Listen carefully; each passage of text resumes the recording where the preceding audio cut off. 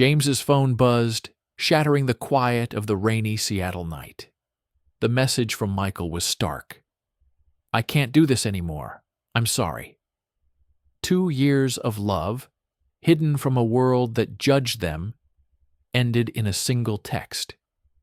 James's heart sank, betrayal mixing with the sting of a truth he'd dodged for years. Being openly gay meant fighting for love in a society that wasn't ready. Alone in the dark, he wondered if he'd ever be enough. The rain pounded the pavement as James left the diner, his steps heavy with disbelief. He and Michael had built something real, or so he thought. Late-night talks about a future together, whispered promises over coffee, plans for a house by the coast.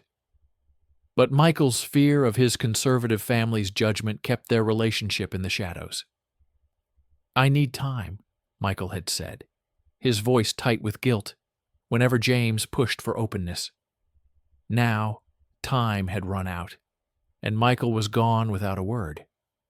James's mind raced as he walked the empty streets, the city's hum drowned by the storm. He'd come out at 20, braving his mother's disapproval and the sidelong glances of co-workers. Being true to himself had cost him, but Michael made it bearable. They'd met at a coffee shop, Michael's quick smile disarming James's guarded heart. Their first date was cautious, Michael flinching at the idea of being seen, James swallowing his frustration to keep the peace. He'd believed love could bridge the gap, that Michael would eventually find the courage to stand by him. But the text proved him wrong. The sting of betrayal cut deeper than James expected, each word a reminder of the sacrifices he'd made. He'd toned down his openness at work to avoid making Michael uncomfortable, dodged questions about his personal life to protect their secret. And for what? To be left with nothing but a curt goodbye? His phone buzzed again, a voicemail from his mother. "James, we need to talk. It's been too long." Her voice, laced with the same judgment that had driven a wedge between them years ago, felt like salt in the wound. She'd called him unnatural when he came out, urging him to fix himself. He hadn't spoken to her in months, and now, with Michael's absence burning in his chest, her words echoed louder than ever. Was she right? Was his life destined to be a series of losses? At his apartment, James sat on the couch, staring at the blank screen of his phone. He typed a reply to Michael. "Why? What happened?" But deleted it. What was the point? Michael had chosen to run, leaving James to face the fallout alone. The silence was suffocating, broken only by the rain's relentless rhythm. He thought of the moments they'd shared. Michael's laugh when James teased him, the warmth of his hand during late-night walks. Those memories now felt like lies, tainted by Michael's refusal to fight for them. The weight of rejection pressed harder. At work, James had overheard co-workers' whispers. "He's too flashy," one had said, mocking his confidence. His friend Sarah, who knew about Michael, had promised to keep it quiet. But could he trust her?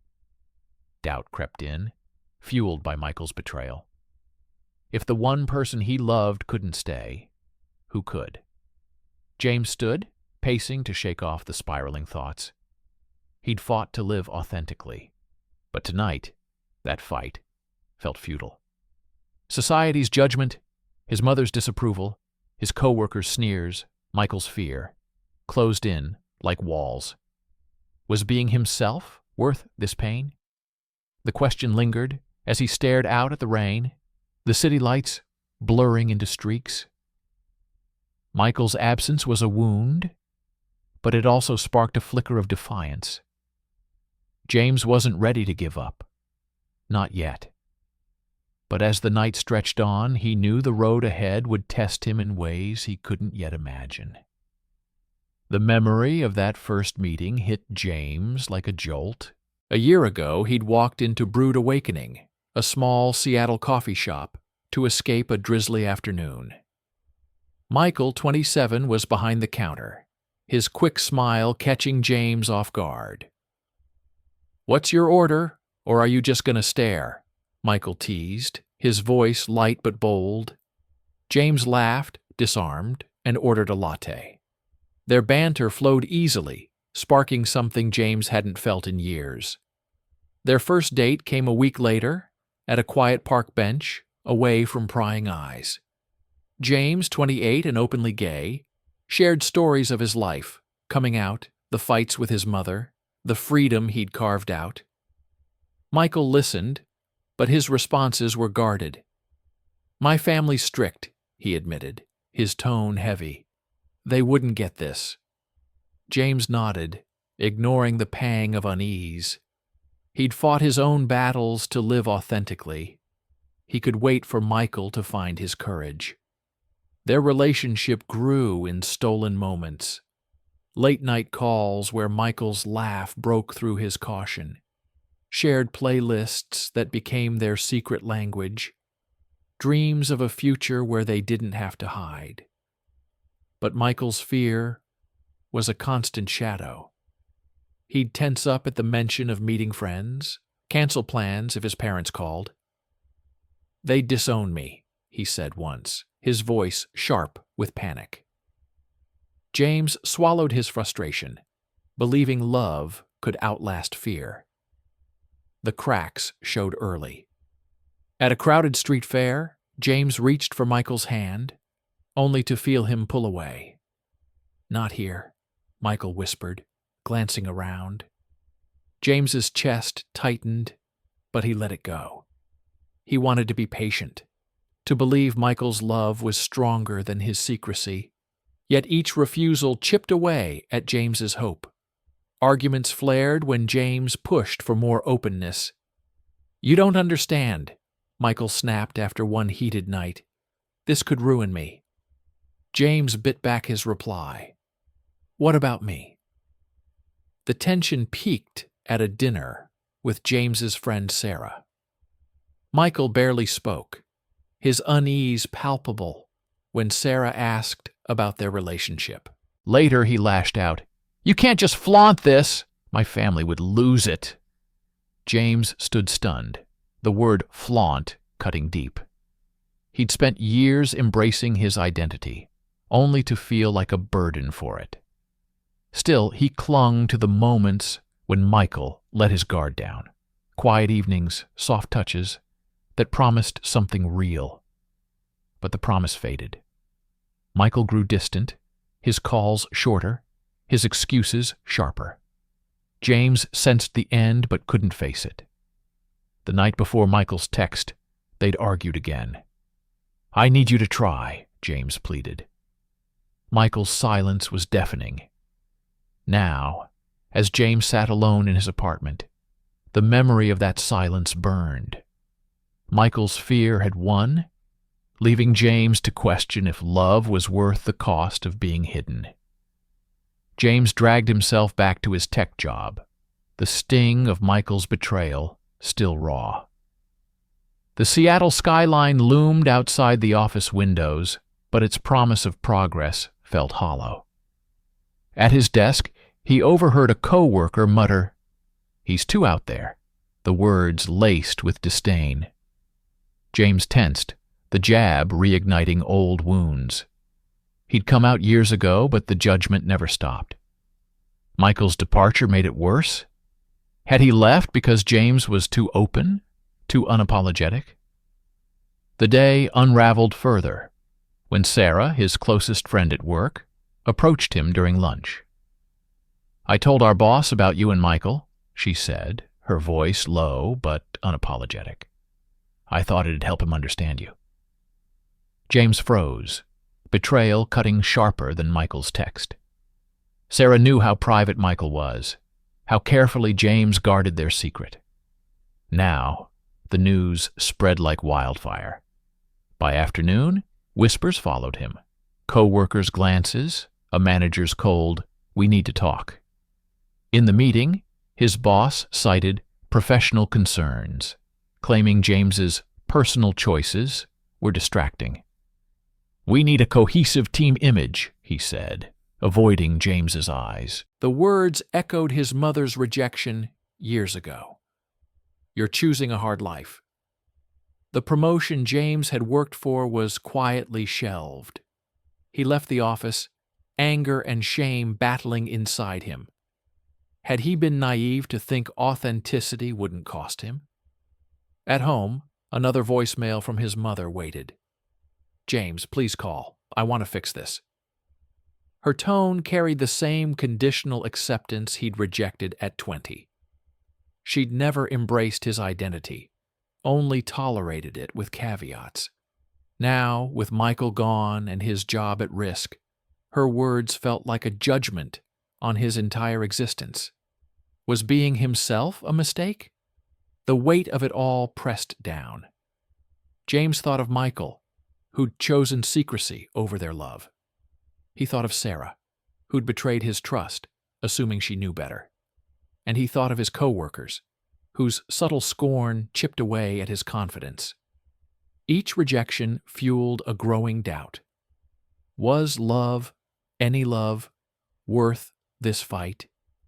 He'd spent years building a life where he could be open, but now it felt like a house of cards, collapsing under the world's disapproval. That night, James scrolled through his phone, pausing on a photo of him and Michael laughing at a concert. The memory was tainted now, a reminder of what he'd lost. He wanted to call Michael, demand answers, but pride held him back. Instead, he texted Sarah, "Why didn't you ask me first?" Her reply was quick, defensive. "I was trying to help." It wasn't enough. The betrayal stung, a fresh wound beside Michael's absence. As the week wore on, the isolation grew. James kept his head down at work, avoiding conversations, dreading the next talk. He stopped answering his mother's calls, each one a reminder of her refusal to fully accept him. The world felt like it was closing in, each judgment a brick in a wall he couldn't climb. Yet, beneath the pain, a spark of defiance flickered. He'd fought to be himself before. Could he do it again? Alone? James's world felt like it was crumbling, the weight of Michael's betrayal and Sarah's disloyalty pressing harder each day. The Seattle rain hadn't stopped, mirroring the storm inside him. He'd spent years embracing his identity, but now doubt gnawed at him. Had being openly gay cost him too much? Work was a minefield of whispers. His mother's calls went unanswered, and the silence of his apartment echoed his isolation. He needed a lifeline.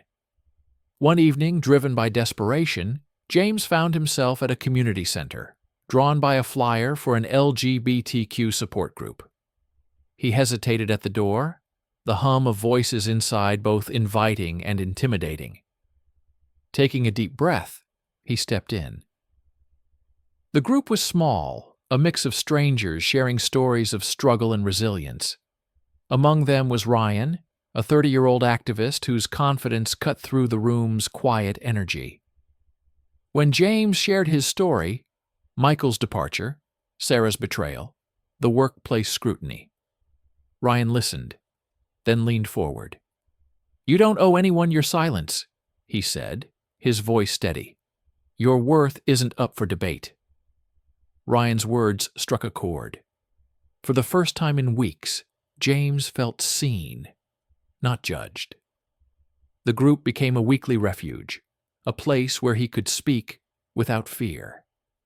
Ryan, in particular, challenged him to reclaim his strength.